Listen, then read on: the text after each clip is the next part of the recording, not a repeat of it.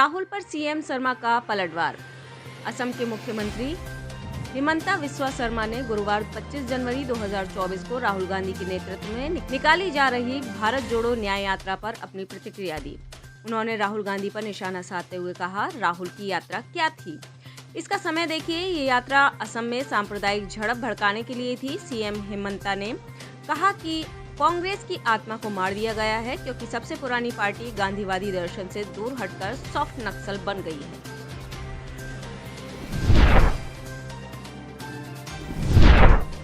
बिहार में उठा सियासी तूफान। आरजेडी चीफ लालू यादव की बेटी रोहिणी आचार्य ने एक ऐसा सोशल मीडिया पोस्ट कर दिया जिससे बिहार में सियासी तूफान खड़ा हो गया। रोहिणी ने बिना नाम लिए सीएम नीतीश कुमार को ही लपेट दिया।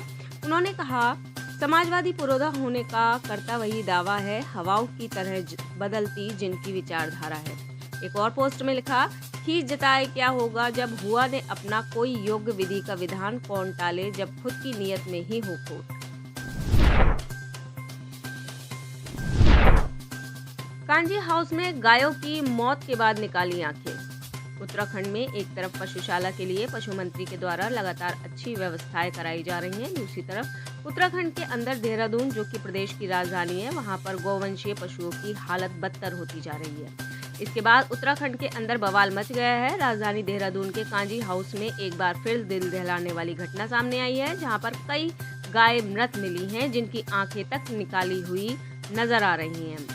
वहीं इस पर नगर आयुक्त का कहना है कि जो भी गौशाला संचालक है उसके खिलाफ कठोर कार्रवाई की जाए।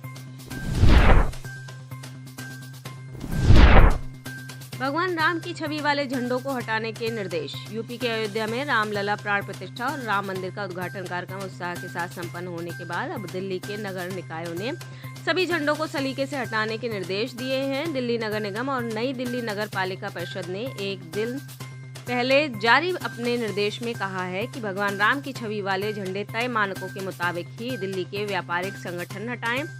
बता दें कि पूरी दिल्ली में ये झंडे अयोध्या में रामलला प्राण प्रतिष्ठा समारोह के अवसर पर राष्ट्रीय राजधानी में लगाए गए थे। आप सरकार राम के पद चिन्हों पर। गणतंत्र दिवस से एक दिन पहले दिल्ली के राम मंदिर और राम राज्य सीएम अरविंद केजरीवाल का गुरुवार को बयान आने के बाद आप सरकार में शामिल मंत्री एक के बाद एक बयान दे रहे हैं।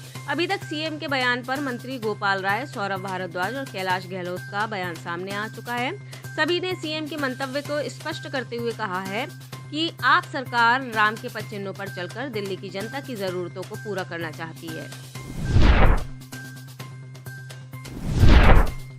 सरदार पटेल की मूर्ति को गिराने को लेकर हुआ पथराव। उज्जैन जिले के मकान में कृषि उपज मंडी के बाहर सरदार वल्लभ भाई पटेल और डॉक्टर भीमराव अंबेडकर की प्रतिमा स्थापित करने को लेकर उनके समर्थक आपस में भिड़ गए। इस दौरान सरदार वल्लभ भाई पटेल की प्रतिमा को ट्रैक्टर से टक्कर मारकर गिरा दिया गया है। इस मामले में मकान थाना पुलिस ने दोनों पक्षों के खिलाफ एफआईआर दर्ज की है। वीडियो फुटेज के आधार पर 6 लोगों को हिरासत में भी लिया गया है। घटना में सब इंस्पेक्टर सहित 1 दर्जन लोगों को चोट आई है।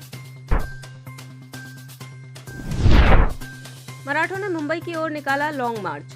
एक मराठा लाख मराठा के नारे लगाते हुए लाखों मराठों ने गुरुवार सुबह पुराने मुंबई पुणे राजमार्ग से होते हुए लोनावाला से मुंबई की ओर मार्च निकाला। पुणे पुलिस के अनुरोध को ध्यान में रखते हुए शिववा संगठन के नेता मनोज जारांगे पाटिल और अन्य आयोजकों ने मूल नियोजित मुंबई पुणे एक्सप्रेस वे से रास्ता बदल दिया। शुक्रवार की सुबह 26 जनवरी गणतंत्र दिवस लाखों मराठा अलग अलग एंट्री पॉइंट से मुंबई में आना शुरू कर देंगे। आयोजकों का दावा है कि समुदाय के 3 करोड़ लोगों ने मार्च के आह्वान का जवाब दिया है और राज्य भर से लोग यहां एकत्रित हो रहे हैं।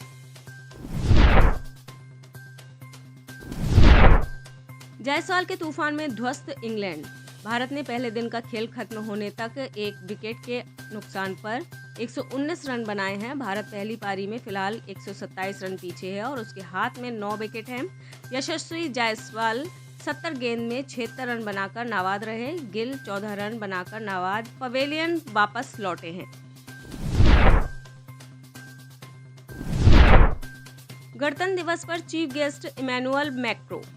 भारत के 75वें गणतंत्र दिवस पर फ्रांस के राष्ट्रपति मैनुअल मैक्रो मुख्य अतिथि होंगे। गुरुवार 25 जनवरी को पहले जयपुर में वह एक खास कार्यक्रम में शामिल होंगे और यहां की सैर करेंगे। इसके बाद 26 जनवरी को वह गणतंत्र दिवस परेड में चीफ गेस्ट के तौर पर उपस्थित होंगे। प्रधानमंत्री नरेंद्र मोदी और मैक्रो की बैठक में रक्षा, सुरक्षा, व्यापार, जलवायु परिवर्तन, स्वच्छ ऊर्जा और भारतीय छात्रों एवं पेशेवरों को लेकर चर्चा होने की उम्मीद है। ज़ोमैटो पेमेंट्स के लिए शानदार खबर। ज़ोमैटो से अब सिर्फ खाना ही नहीं मंगा पाएंगे बल्कि ऑनलाइन पेमेंट भी कर पाएंगे। रिजर्व बैंक ऑफ इंडिया ने फूड एग्रीगेटर कंपनी की सब्सिडियरी ज़ोमैटो पेमेंट्स को ऑनलाइन पेमेंट एग्रीगेटर बनने के लिए मंजूरी दे दी है। ये मंजूरी 24 जनवरी 2024 से लागू हो चुकी है और अब इसके असर से सोमवार को कंपनी के शेयरों में उछाला देखा जा सकता है, क्योंकि कल तो शेयर बाजार गणतंत्र दिवस के उपलक्ष्य में बंद रहेगा। इसके बाद शनिवार और रविवार को सामान्य अवकाश रहेगा।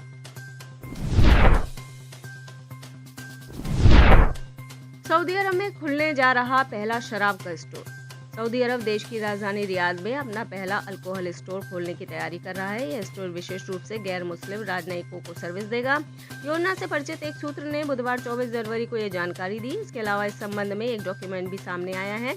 जाविया न्यूज का दावा है कि इस दस्तावेज में कहा गया है कि ग्राहकों को शराब खरीदने के लिए एक मोबाइल ऐप के जरिए रजिस्ट्रेशन कराना होगा और विदेश मंत्रालय से क्लियरेंस कोड प्राप्त करना होगा। हालांकि ग्राहक सीमित मात्रा में शराब खरीद सकेंगे। कनाडा ने फिर भारत के खिलाफ उगला जहर। भारत और कनाडा के बीच बीते साल से ही रिश्ते सही नहीं है। इसी बीच एक और विवाद खड़ा हो गया है। हाल ही में कनाडा के संघीय चुनाव 2019 और 2021 में विदेशी हस्तक्षेप की जांच कर रहे आयोग ने कनाडा की सरकार से भारत से संबंधित कई जानकारियां उपलब्ध कराने को कहा है।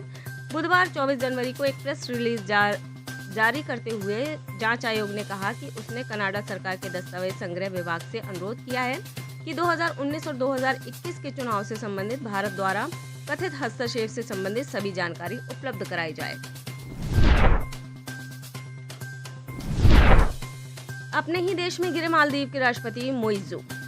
मालदीव के राष्ट्रपति मोहम्मद मोइज़ू ने चुनावी कैंपेन के दौरान जिस भारत विरोधी मुद्दे इंडिया आउट कैंपेन को हथियार बनाया था, उनका वह दाव अब उल्टा पड़ता दिख रहा है। ऐसा इसलिए क्योंकि मालदीव के दो विपक्षी दलों मालदीवियन डेमोक्रेटिक पार्टी और डेमोक्रेट्स ने मालदीव सरकार के भारत विरोधी रुख को लेकर चिंता जताई है। दोनों पार्टियों ने संयुक्त प्रेस रिलीज जारी कर देश के भारत विरोधी रुख रखने वाले नेता पर चिंता जाहिर की है। उन्होंने प्रेस रिलीज के जरिए देश की विदेश नीति में आए बदलाव को दीर्घकालिक विकास के लिए बेहद हानिकारक बताया।